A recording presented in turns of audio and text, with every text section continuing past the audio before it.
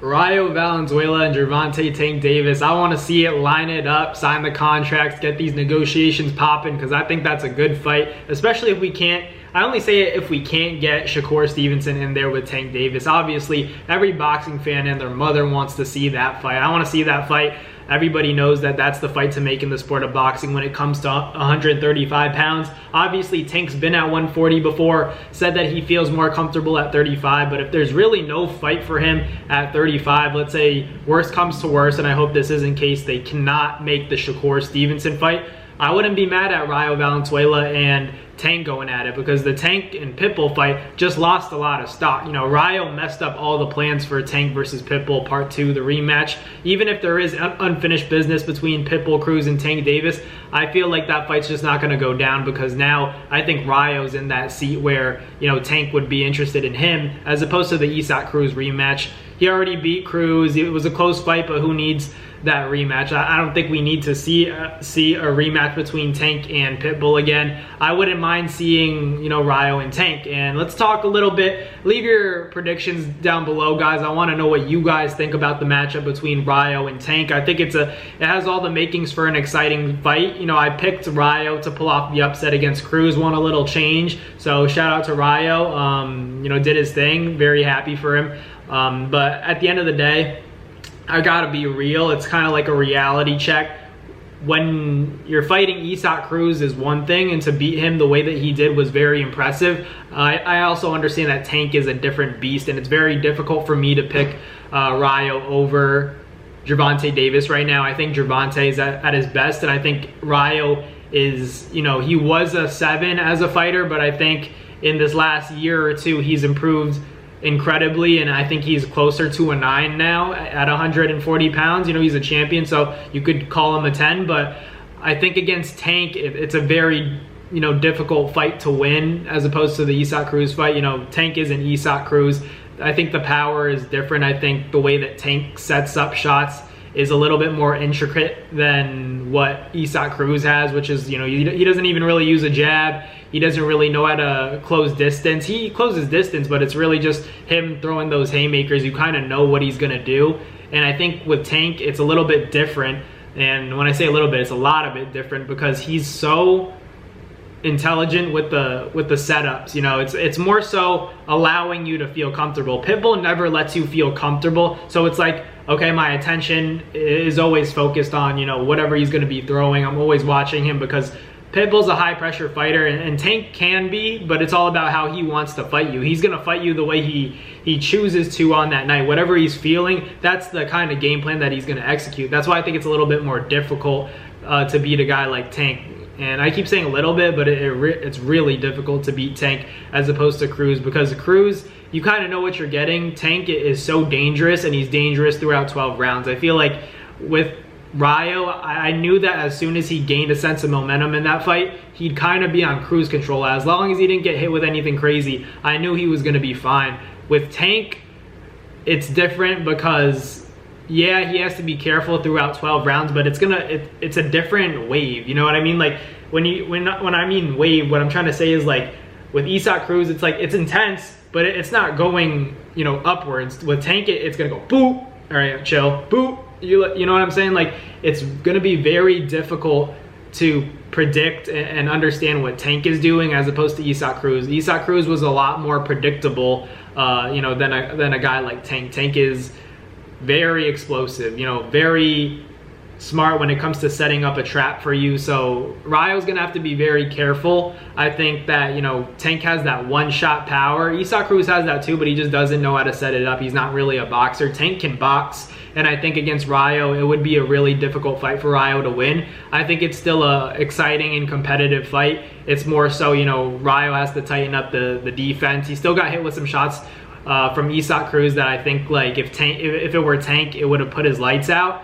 But he still outboxed Cruz beautifully, and it was a really good performance. I thought that was the fight of the night, performance of the night, because, you know, obviously Martin Bakole knocked out Jared Anderson, but I'm talking about, you know, 140. A lot of people wrote off Rayo Valenzuela in that fight. Nobody picked him. I had a good feeling he was going to win that fight. That's why I picked him to win, because, you know, Isak Cruz, he's good, but he's not one of those, like, elite of the elite. He's elite, but he's not the elite of the elite.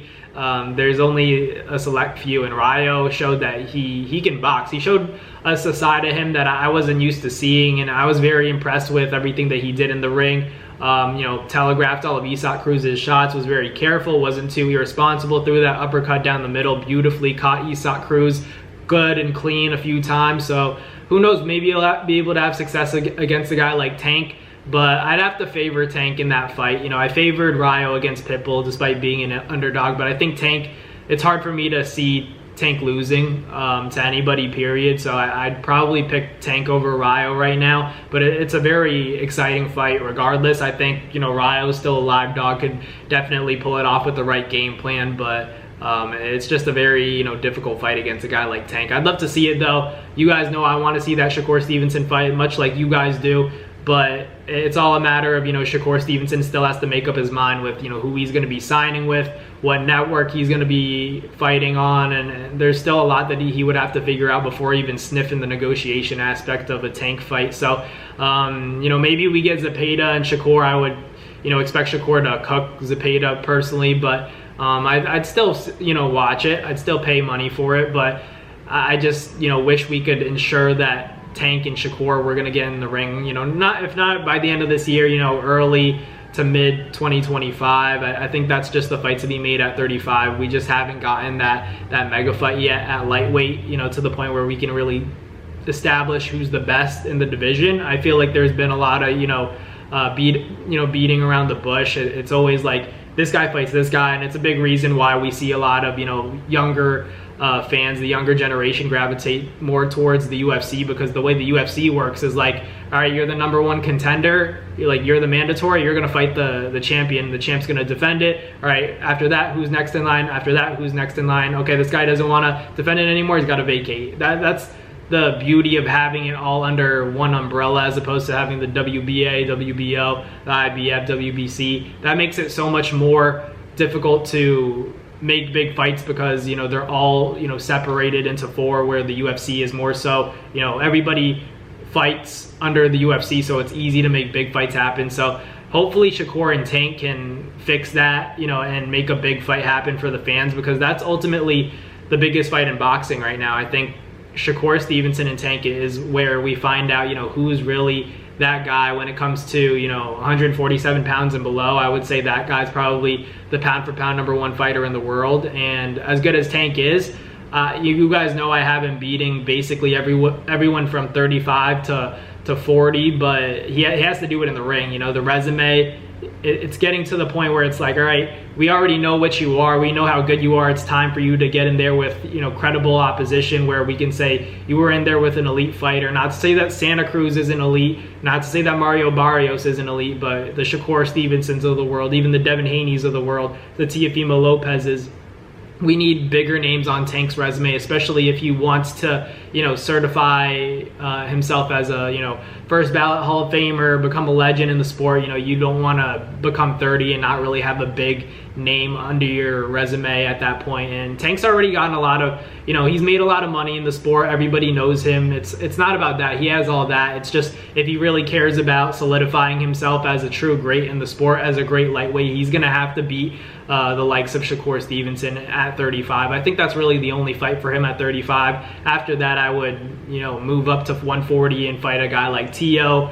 A lot of big fights for Tank at 140. Obviously the Ryan Garcia rematch is still one of the bigger fights in boxing. We don't know what's going to happen with that, but I'd still like to see Gervonta and Devin Haney go at it at some point. There's a lot of unfinished business, a lot of tension between those two still. After all the years of sparring, after everything Devin Haney went through with the Ryan Garcia fight, the beating that he took, and then, emotionally, dealing with all that trauma from that beating, and then to find out, that Ryan Garcia tests positive for Ostarine, just a culmination of a lot of emotions that Devin Haney has had to deal with, and then Gervonta also dealing with a lot outside the ring and the leak sparring. So I think Devin Haney and Tank is still a good fight to be made in the sport of boxing, but Shakur and Tank should be priority. But if we can't get that fight, I wouldn't be mad at Rayo and Tank. But I'd have to lean towards a Tank stoppage, maybe in the 8th or 9th round. But let me know in the comments what you guys think.